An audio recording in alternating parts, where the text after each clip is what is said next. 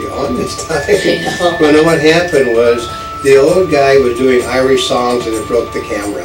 Oh, is that what happened? Yeah, it would do that. So this is Old Count. And then, But I'm telling you, my grandmother's from Ireland. That's an Old Count.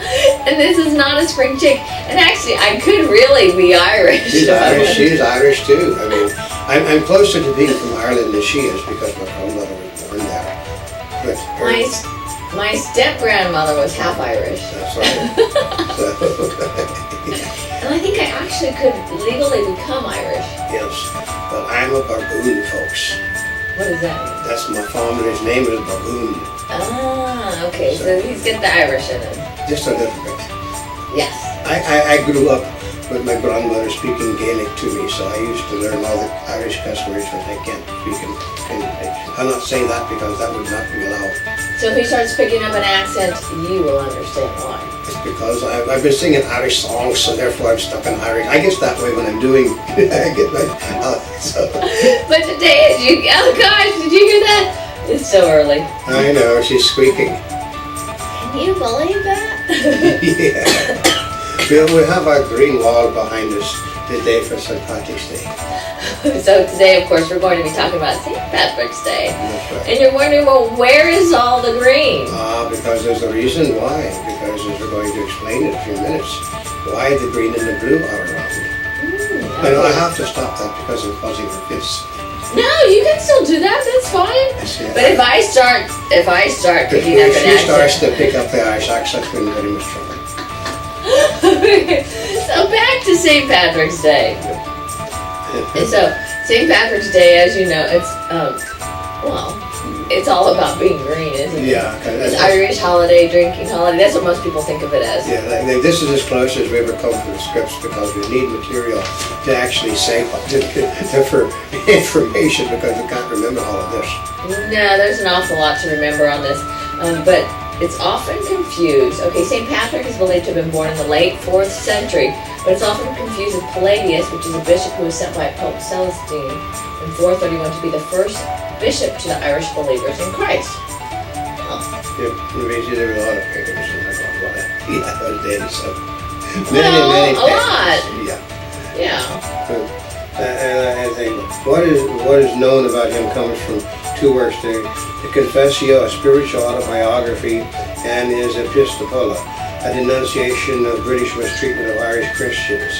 He described himself as the most humble-minded man, pouring forth a continuous pagan of thanks to his Maker, having chosen him and this one, whereby multitudes had worshipped idols and unclean things had become the people of God. Basically, the guy was really stuffed shirt, wasn't he? Well, Thought a lot of himself. Well, part of it was he was credited with bringing Christianity to Ireland.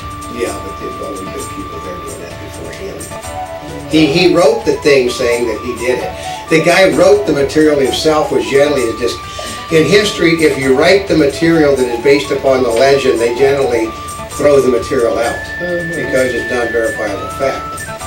Well, you know, over history, it's like what the history books, whoever writes the history books, that's what happens. That's why when they change the books in schools. Yeah, they change. Okay, to the victor goes the creation of the history.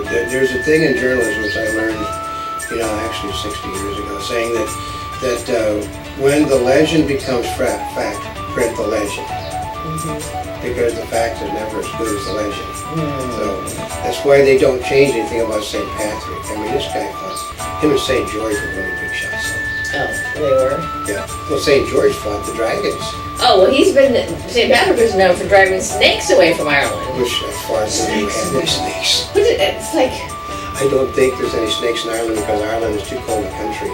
I think it's cold. Yeah, it is. Isn't the weather worse there than in Britain? Yeah, it is. It gets very cold in Ireland. That's why they have all the green. You do not see a lot of... Okay, look at when Sean Connery was doing Irish things when he was 18, 19 years old. Everybody had jackets on, there was long sleeve shirts, and long dresses. It's cold in Ireland. It's the Emerald Isle because the weather is perfect for growing of grass and other things. But here they say that driving the snakes was Ireland's probably symbolic because the serpents used to be a symbol for pagan religions and worship. So maybe there weren't physical snakes, but No, it was the pagan. Basically, he drove the paganism out of the country, and basically they would use their symbols of the snake, which sort of people figured out since they never seen a snake, how could they have a symbol of a snake? Which is like, historically inaccurate again. yeah, there's something. And it says that while he was not the first to bring Christianity to Ireland, He wrote about himself. and yeah, and it was he who is said to have encountered the Druids of Tara Yeah. and abolished their pagan rites. Yeah, well, he probably shook his staff at them and said, God will bring the heavens and the earth down upon you, and then did his three things, and that counts according to driving the pagans out. Oh, is that reminds me You of know, church you know when they this go guy. and they Boom, boom, boom. 1, 2, 3, and that's it, folks. That's what it is. I mean, you've never been to a Catholic church where they have where they have a hellfire brownstone preacher, and he's got this staff, and he goes, boom, boom, boom. I think a lot of it's for Two, effect. uno, whatever. Because it's always the three symbols: the Father, Son, Holy Ghost. Yeah, but he's saying it I do not speak Latin. Latin. But he's doing it, to the words. I thought it was sort of. Actually, I can't speak Latin. I forgot that. I did all three of them. Don't ask me to do that again, because that just popped into my head. The three sentences.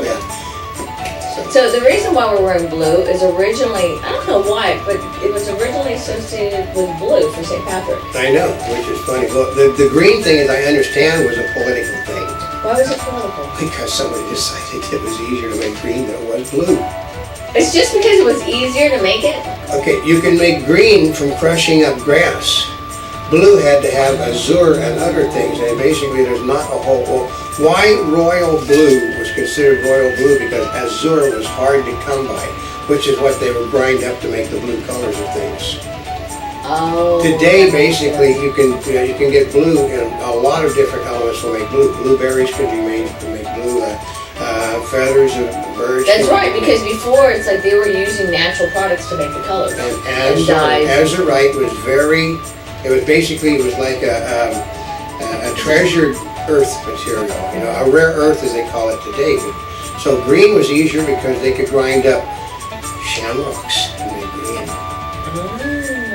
And here's, I love this. It said that they used this shamrock, right, the three-leaf clover plant, right, to explain the Holy Trinity to the pagan lot.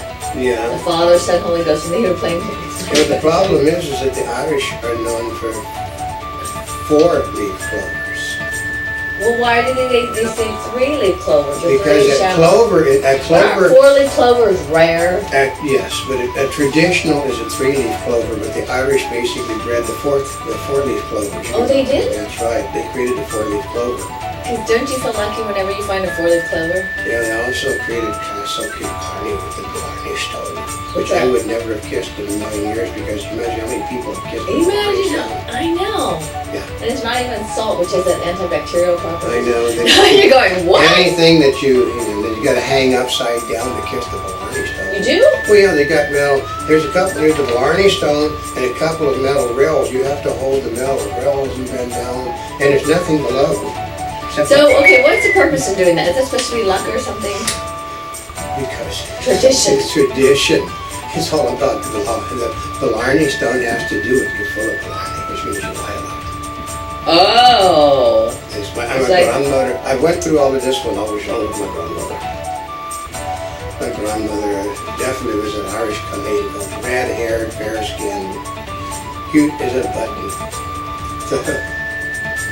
And I love this part about wearing the green. In 1798, they had a rebellion and in hopes of making a political statement. So they had the soldiers all wear green uniforms on March 17th to get people's attention. That's right. Well, which would really get people's attention, because if you're wearing Kelly green, Yeah. okay, how many times are uniforms in Kelly green? That's right. And it's named Kelly Green for a reason, because Why? Kelly was the one that created the color green. Oh, really? The really bright, vibrant color, Kelly Green, was committed by Kelly. And I do actually have a friend whose name is Kelly Green. Yeah. That's her given name. There's no sense in it. I know. And by the way, she was Irish. Yeah. In Ireland, it would be Kelly O'Green, Greene. That is green in Ireland, is Greene. So the phrase called "wearing the green" was meant to be a shamrock on one's clothing, derived from a song of the same name of the Irish Society of Boston organized for the first St. Paddy's Day parade in the colonies. Yeah. But the first one recorded was on March 18th, 1737. Yeah, because the Irish had been coming here. They were coming here as indentured servants originally.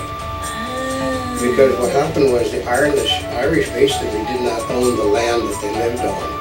So what happened was then when the master would go broke, he would basically haul everybody over from Ireland with him, and they would open up a plantation, and the Irish basically moved on from there. That's why most of the laborers we forced in this nation for some time were the Irish, because that's what they did in Ireland. They were laborers. They came over here and They brought the potatoes? they found them later. Oh, okay. They originally brought the potato. Okay, they brought the Irish potatoes with them that you have a lot, and they grew here. It's how the Irish potato was reestablished in Ireland, because on board the ships, the Irish were not allowed to eat with other people, so they brought their own potatoes with them. Why not? The Irish were considered to be below. There was the slaves, and then there was the Irish. Really? They do not like the Irish. The Irish have been outcasts as far back in history as you can go. Why? Because the Germans like to fight wars, the Irish like to start wars. Oh, it's like that Irish, drink, eat, drink, and be happy. They were having fun. They were having fun. The Irish. But the Germans always drank a lot too.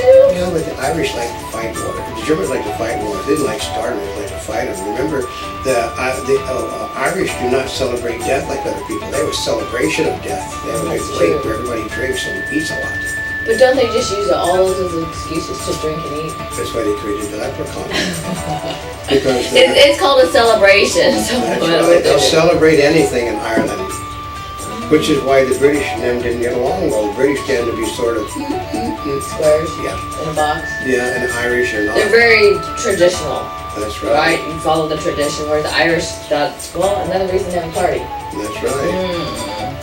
Now, here's one of the things, which is the Irish patriotism. Now, one of the things I didn't know, that they joined for, let's see, in 1848, the Irish parade became the largest parade in the United States. Not only the largest in the U.S., but one of the largest in the world. Because Boston is where most of Boston and New York are the two places where the Irish settled this country. Yeah. Because the climate reminded them the most of Ireland.